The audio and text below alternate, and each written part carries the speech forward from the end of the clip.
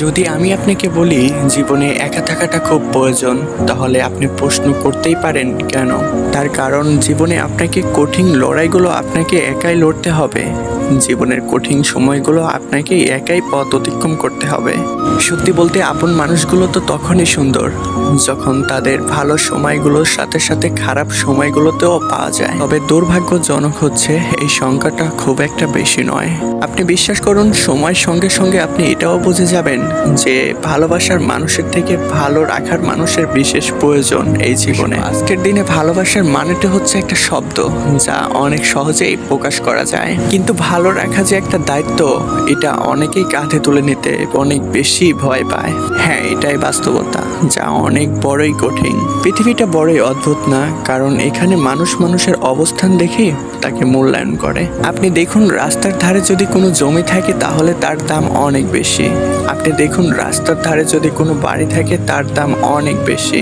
কিন্তু যদি রাস্তার সামনে একটা মানুষ থাকে, তাই বলছি অবস্থান দেখে তো বিচার হয়, কিন্তু প্রকৃত অর্থে যাকে যে গুরুত্বটা দেওয়া উচিত সেই গুরুত্ব দেওয়াটাই মানুষ ভুলে গেছে। সত্যি বলতে, কোনো অসহায় মানুষকে দেখে যদি আমাদের মনটা না কাঁদে, তাহলে ভাবতে হবে আমাদের ভিতরের মনুষ্যত্বটা একদমই মারা গেছে। আর যখন কোনো অসহায় মানুষকে দেখে অন্তর কাঁদে না, অন্তরটা কাঁপে না, তখন অনেক ক্ষেত্রে সেই মানুষটা সমাজের জন্য অনেক ভয়ঙ্কর রূপ হয়ে দাঁড়িয়ে যায়। বিশ্বাস করুন, দান করলে কখনোই সম্পত্তি কমে না, কাউকে ক্ষমা করলে কখনো আপনার ক্ষমতাটা কমে যায় না, নম্রতায় কখনো মর্যাদা কমে না। যদি আপনি কাউকে মন থেকে কিছু দেন, তাহলে আপনি নিজের ভিতরে একটা মানসিক শান্তি অনুভব করবেন। ঠিক তেমনই যে মানুষটা ক্ষমার অযোগ্য, সেই মানুষটাকে একবার ক্ষমা করে দেখুন, দেখবেন নিজের ভিতরের মনটা অনেক হালকা লাগবে। আসলে যে আমরা যে সবসময় সঠিক বিষয়টা এমন নয়, পরিস্থিতি অনুযায়ী অনেক কিছুই নির্ভর হয়। ঠিক তেমনই পরিস্থিতি অনুযায়ী মানুষও বদলে যায়। আচ্ছা, বুকে হাত রেখে একটা কথা বলুন তো, আমাদের দেশে গরিব যত আছে, সেই গরিবদের চেয়ে অনেক বেশি লোক গরিবের হক মেরে খাওয়া লোকের অনেক বেশি।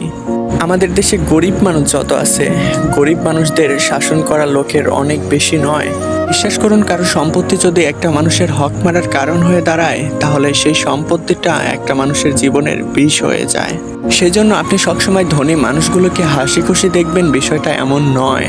আবার গরিবদেরকে সবসময় অভিযোগ করতে দেখবেন, বিষয়টা মোটেই এমন নয়।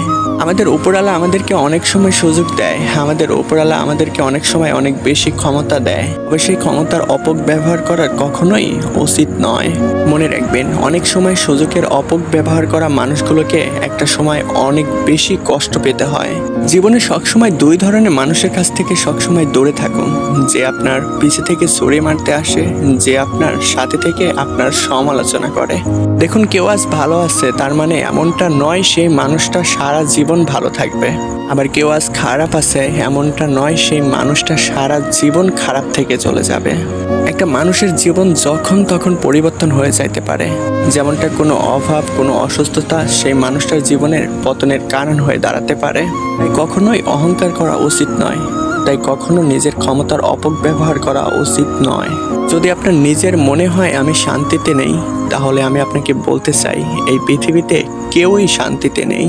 আপনি একটা বাস্তব জিনিস দেখুন, বিবাহিতরা ডিভোর্সের জন্য অনেক বেশি ব্যস্ত, আর অবিবাহিতরা বিয়ের জন্য অনেক বেশি ব্যস্ত। বাচ্চাদের বড় হওয়ার চিন্তা, আর বড়দের এই দুনিয়ার মায়া ত্যাগ করে চলে যাওয়ার অনেক বেশি ইচ্ছা। চাকরিজীবীরা চাকরির জন্য অনেক চিন্তিত, আর বেকার ছেলেরা রাতের ঘুমটাই চাকরির জন্য নষ্ট। গরিব লোকেরা বড় লোক হওয়ার জন্য অনেক চিন্তিত, আর বড় লোকেরা শান্তি খুঁজতে খুঁজতে অনেক বেশি ক্লান্ত।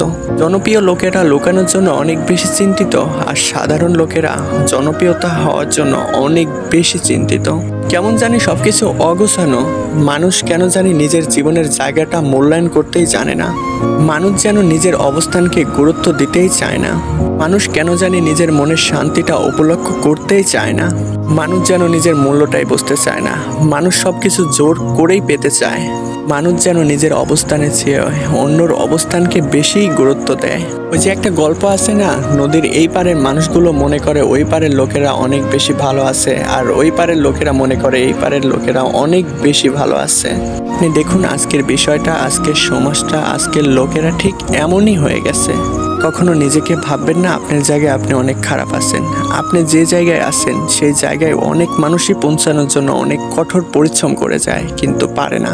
আপনি যে অবস্থানে পৌঁছাতে চান ঠিক সেই অবস্থানটাই অনেকেই ছাড়তে চায়। এখন যে আপনি যে জীবনটা কাটাচ্ছেন সেই জীবনটাও অনেক মানুষের কাছেই স্বপ্ন মনে হয়। আবার যে জীবনটা আপনি পাওয়ার জন্য অনেক বেশি অস্থির হয়ে গেছেন সেই জীবনটা অনেকের কাছে বোঝা হয়ে দাঁড়িয়েছে। তবে এর মধ্যেও কিছু মানুষ ভালো আছে যারা অভিযোগ করার চেয়ে আল্লাহর কাছে শুকরিয়া আদায় করতে শিখে গেছে, যারা বাস্তবতাটাকে অ্যাকসেপ্ট করে গ্রহণ করে মেনে নেয় মন থেকে, যারা মনে করে আমি নিঃস্ব অবস্থান থেকে এসেছিলাম, কিছু নিজে থেকে অর্জন করব, কিছু ভোগ করব, তারপর আবার নিঃস্ব অবস্থানেই চলে যাব। আমার বাড়িতে অন্য কেউ বসবে, আমার চেয়ারে অন্য কেউ বসবে, আমার গাড়িটা অন্য কেউ চালাবে, আমার সবচেয়ে পছন্দের পোশাকগুলো বন্টন করে দেওয়া হবে, হয়তোবা কোনো ঘরের এক কোনায় পড়ে থাকবে, হয়তোবা পরিয়ে দেওয়া হবে। আর যাদের ভবিষ্যৎ নিয়ে আমি যত মন খারাপ করেছি, এত কষ্ট করেছি, এত চিন্তা করেছি, সেই মানুষগুলো বছর ঘুরতে না ঘুরতেই আমাকে ভুলে যাবে। যারা এই বিষয়টাকে মেনে নিয়ে অ্যাকসেপ্ট করে জীবনের পথ অতিক্রম করে সেই কিছু সংখ্যক মানুষগুলোই এই জীবনে ভালো আছে। হ্যালো গাইস, সবাই কেমন আছেন? আশা করি অনেক ভালো আছেন। গাইস, এপিক্স অনেক লাভ স্টোরি এই চ্যানেলের ভিডিওগুলো যদি ভালো লেগে থাকে অবশ্যই এপিক্স অনেক লাভ স্টোরি এই চ্যানেলটি সাবস্ক্রাইব করে রাখবেন পরবর্তী ভিডিওর জন্য। তো গাইস, এটা 1 পার্ট, দ্বিতীয় পার্ট কালকে আপলোড করা হবে, তো অবশ্যই চ্যানেলটি সাবস্ক্রাইব করে রাখবেন। আর গাইস, ভিডিওটি ভালো লাগলে অবশ্যই ভিডিওটি একটা লাইক করে আমার সাথে থাকবেন। তো গাইস, টাটা, বাই বাই, আল্লাহ হাফেজ।